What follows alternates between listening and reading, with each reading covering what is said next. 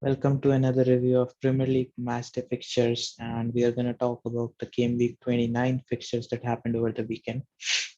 Of course, there's still one more game to go between Crystal Palace and the defending champions Manchester City.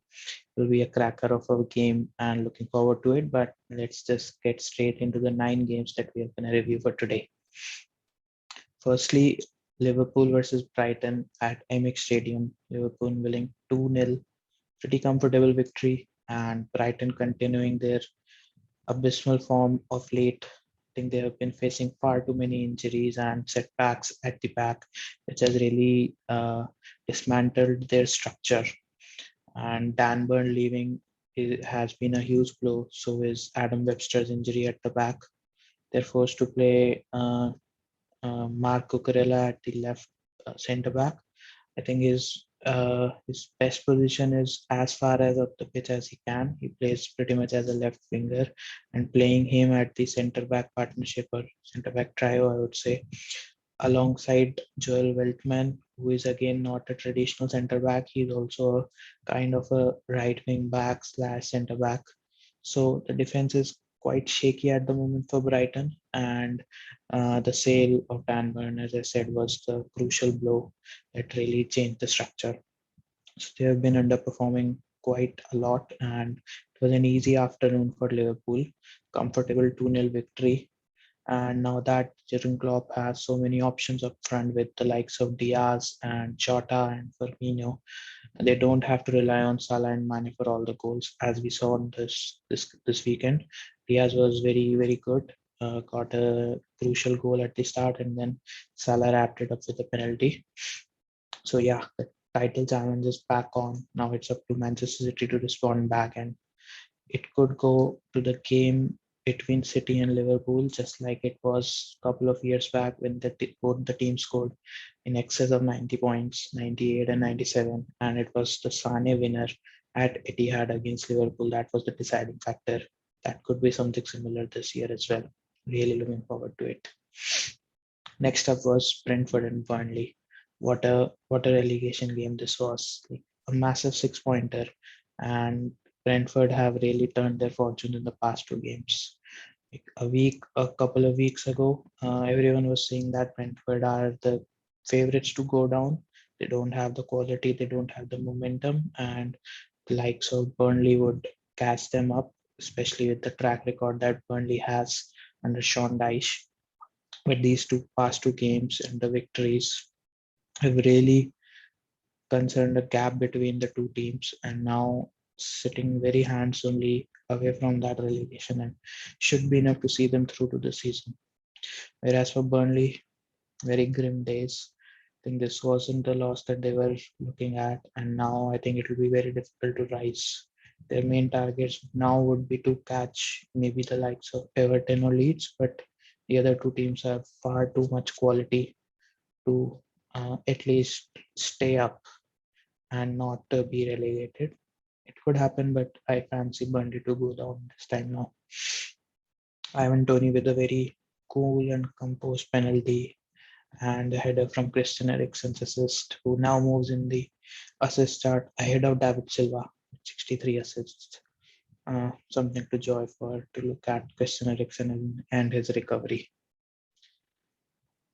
Then the last game on Saturday evening was such a blockbuster game, massive fight for the fourth place, and the two teams who have been the most inconsistent, I would say, in this season, with Conte and Rangnick still trying to find their feet and their best compositions. But it was a cracker of a game, 3-2 to Manchester United at Old Trafford, and it was the Cristiano Ronaldo show.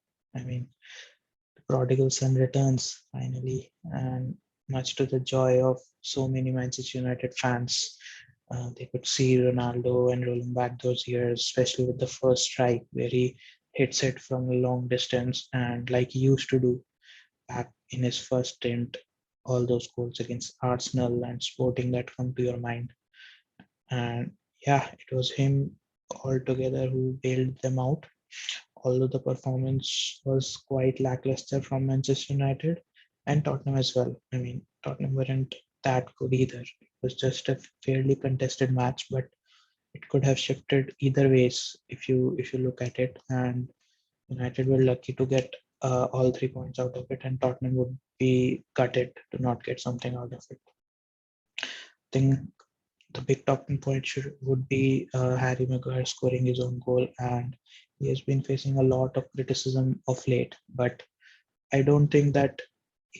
In fact, I think he had a very good game. He had all the grips over Harry Kane, and he could not have anything to contribute in the game, just like he did against Manchester City or the kind of form he was in against Leeds. Maguire really did a good job on him, and the own goal that he conceded, he pretty much could not do anything about it. Like, it was very unlucky, unfortunate, and he will be the scapegoat as he has been in the past few, in fact, the entire season. And I still think that he's a pretty capable player, but uh, too much media attention, too much criticism can always take the toll on any good player. So you can cut him some slack. Apart from that, Fred again had a very good game. Sancho is looking like he's enjoying himself once again. Had some good runs, good dribbling moments past Matt Doherty on the right side. So all in all, good from certain players, but lackluster from a lot of players. So a lot of quality needs to be improved from both teams, especially for Tottenham. Son was really out of the park. He hasn't been the same player since his injury. He has been struggling to find his feet. Yes, he has had some goals in the last 2 weeks, but he's such a good player that he will score 1 out of 5 chances. But prior to that, he was so lethal that he was scoring 1 of every 2. So Tottenham would be hoping that he comes back into form so that they can have that final push for the fourth place. Then the Sunday fixtures. I did not watch all of the games, to be honest, because they were all telecasted at the same time. But I did manage to catch up the highlights of the games. Chelsea versus Newcastle, and 1-0 victory to Chelsea at Stamford Bridge. Good for their confidence against a team who has been resurgent in the past this year. Actually, they were the only teams apart from Liverpool who weren't defeated in 2021 and 2022 in the Premier League, but could not hold on to Chelsea. I think it was a very competitive game for the first 45 to 60 minutes, but then the quality starts showing, and the changes that Tuchel was able to bring from the bench change the dynamics. Uh, Not really in the style of play, but the fresher legs could bring something that Newcastle cannot. And even though they did uh, hold on quite a lot, they managed to concede at the very end to Kai Havertz, who has been in fantastic form. He has been the kind of number 9 focal player that Tuchel is looking forward to, and he has been mending with the role quite perfectly at the moment. I think it suits the system very well, and Tuchel has realized that Lukaku is not the right man for the current system. So it'll be interesting to see what happens at the end of the season, whether Lukaku stays or not. I mean, he will stay probably because of the off-field stuff going on with Chelsea, and who knows how much new transfers and new players they'll be able to afford. So try to keep him, but it's yet to be seen what happens for Chelsea going forward. Right now, they'll be focusing on their Champions League game against Lille, which is coming this week. Although they do have a 2-0 lead, they'll still be wary of Lille, and I think it'll be a good encounter. Moving forward to Everton versus Wolverhampton Wanderers. Everton are just one of the poorest defenses that we have ever seen in the Premier League in the past few years, I would say. I mean, they tried a lot of different combinations. In fact, they had all 3 centre backs, and Michael Keane wasn't one of them. And still, someone came out with a red card out of their back 5, which was John Kenny. Although they did hold on to a while to Wolves, but ultimately they do not have the quality at the back, and their front line isn't firing at all. Calvert-Lewin again missing out with an injury. Richarlison was trying out, but he just hasn't been the same player, and it looks very much likely that their one of the two strikers will leave. What I have read from their financial reports is that they cannot afford to keep both the strikers and will have to sell at least one of them. It looks likely that Richarlison will leave and they'll still hold on to Dominic Calvert-Lewin. But if they stay up, that is with grim times for Frank Lampard and men, and really need to pull their things together. Leeds versus Norwich. What an amazing result for Leeds, for Jesse Marsh finally getting off the mark in the Premier League. And you could actually see the emotions with the fans, with the owner in the stand, who was shedding some tears at the end of the final whistle when they scored the late dramatic goal. I mean, it was a game that Leeds deserved to win. Rafinha was showing so much promise, so much attacking threat, hit the woodwork twice, one from a very acute angle curling shot and one from a free kick. Uh, but yeah, he could not get a goal. Ultimately, it was his skillful move right at the end, which set up Joe Galahad for the winner. Could have got a lot more, but a very welcome win for Leeds. And I think now they can build up on the momentum, try to get a couple of results together, get back on the track, and firstly get away from that relegation and thinking forward. As for Norwich, again, same old story, lacking the quality, lacking the depth, and they did get an equalizer right at the end, but ultimately Leeds were too strong for them. Southampton won, Watford 2 at the St. Mary's. Southampton have really had a change of fortunes in the past few weeks. They were doing really well a month ago, and then the Villa game has just knocked their confidence out. And uncharacteristic mistakes, like the first goal that was conceded is probably the cheapest goal we will ever see. Like two defender back passes who were just short of the of reaching to either of the players, and Cuco Hernandez just grabbing the opportunity. I mean, Watford have been woeful of late, but they still managed to score two goals away from home. That speaks how bad the Southampton performance was, and they really need to get their acts together if they want to finish in the top 10, which they deserve to do actually, based on the performance they have had earlier in the season. But they need to get back on track. West Ham versus Aston Villa. This was the game I was watching, and it did live up to the hype. And it was a very competitive game for the entirety of the game. Even after West Ham had scored a couple of goals, they still looked Villa still looked very attacking and likely to score back. In fact, they did with the help of Jacob Ramsey right at the end. They were missing Jared Bowen, their key talisman, but a lot of the other players like Fornals and Ben Ramos stepped up and really contributed hard. And it was a much needed victory for Davis Moyes and his team after the loss to Sevilla. And uh, I wasn't expecting them to win because of the tiredness they would have after flying away from Sevilla on Thursday itself. But they have really got this win, and that should set them up for the next Europa League tie, the 1-0 deficit that they need to cover. As for Aston Villa, I think they had a couple of good results previously, but this was one of the games that really challenges you as a team, where Aston Villa want to be like in the sort of 6 to 8 ranking teams and fighting for the Europa League. And these are the teams that you want to compete against, like West Ham, like Southampton, whom they beat last week, and maybe Crystal Palace. So there's still a long way to go under Steven Gerrard, and yeah, see. And then the game, late game on Sunday night, Arsenal versus Leicester City.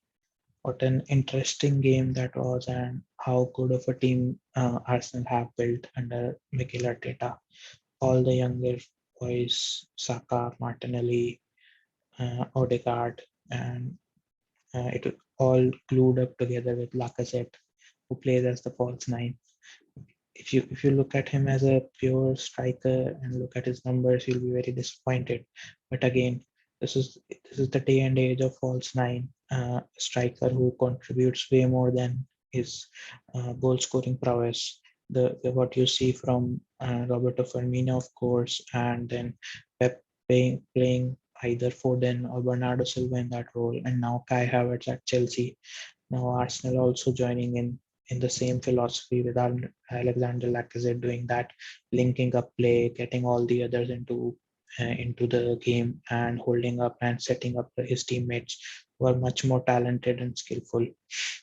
So it really gels up well for them at the moment, and their attackers are really flying. But also, they got their stuff together at the back. They were quite leaky in the last few games, so it was important to keep a clean sheet, especially what Ramsdale brings to the table with his command and hold of the game and alpha personality. I think that really reflects and leads the backline as a whole. So Arsenal, I mean, they have some pretty big games coming up, but this was one of the start for those tough runs. And if they can continue this for maybe a couple of weeks more, I think they'll be set to finish for the fourth spot going forward in the Champions League next season. So a great result for them. Now, as for the last match that I already mentioned, Crystal Palace versus Manchester City at Selhurst Park.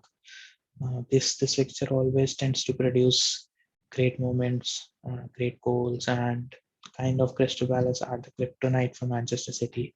They tend to score and get results always against the champions, but uh, Manchester City would be looking to bounce back. Like they're hungry for wins. They're determined and angry to take revenge over Crystal Palace and maintain their lead. So it will be a cracker of a game. Monday night, Selhurst Park is always buzzing with the fans, and I still think City would have the quality to take it out. But really looking forward to the encounter. And then, of course, we also have the Champions League fixtures. Before moving on to Champions League, I'd like to talk a bit about other leagues as well. Uh, Spanish La Liga, again, Barcelona, one of the stars of the week. They've been really, really good in the past few weeks since Xavi took over, and I think they're yet to lose, if I'm not wrong, in 2022. Their attacking talent is just too good, just like the Arsenal's attack in some ways, playing a brand of football that suits their philosophy and their style of play. So really looking forward to them for the next season. Atletico Madrid are still holding on at the fourth place. Real Betis have kind of lost their way in the middle. Bundesliga is also getting a bit interesting. Bayern Munich held off at 1-1. So that gives Borussia Dortmund a chance to catch back, who themselves won 1-0 at the weekend. But the main game to watch was RB Leipzig versus Kruther Forst. I'm not sure if I'm butchering their pronunciation, but yeah, that's the German team that I look at. Christopher Nkunku has been the star of the season. I mean, he's one of the most improved players, playing as a false nine, a creative attacking midfielder, setting up play. I think he has something like 15 goals and 9 assists throughout the season. So really strong season from him. And RB Leipzig, since sacking Jesse Marsch, have been really good. And looking forward to the next season. We'll quickly touch upon the UCL games that are upcoming in this weekend.